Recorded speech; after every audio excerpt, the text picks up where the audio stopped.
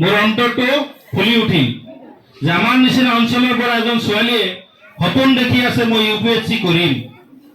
তো গোটেই ছাত্ৰ ছাত্ৰীসকলক অনুৰোধ জনাইছো যিসকলে পাৰে যে আপোনালোকে ইউপিএসসি হওক এপিএসসি হওক যিকোনো কোৰ্সত গৈ আপোনালোকৰ মেধাটো কামত লগাই দিয়ক। এই অঞ্চলৰ পৰা ডিসি হওক এসপি হওক এই অঞ্চলৰ পৰা ডাঙৰ ডাঙৰ মানুহ হওক এইটো বিচাৰো। সৌহিদিনা আউৰাপেটত এটা প্ৰগ্ৰাম হল এলুমনি মিট।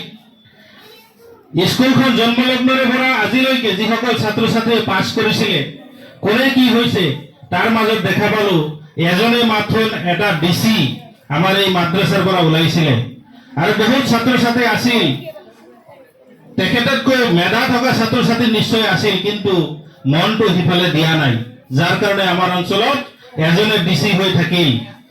তো আমি বিচাৰো এই অঞ্চলত DC SP SDPO civil SDO এনেকুৱা ধৰণৰ অফিচাৰ ওলাব লাগে যিহতে সমাজৰ কাৰণে কাম কৰিব মানৱতাৰ কাৰণে কাম কৰিব মানুহৰ কাৰণে কাম কৰিব কোনো ধৰণৰ জাতি ভেদ চিন্তা নকৰি সকলোৱে মানুহৰ কাৰণে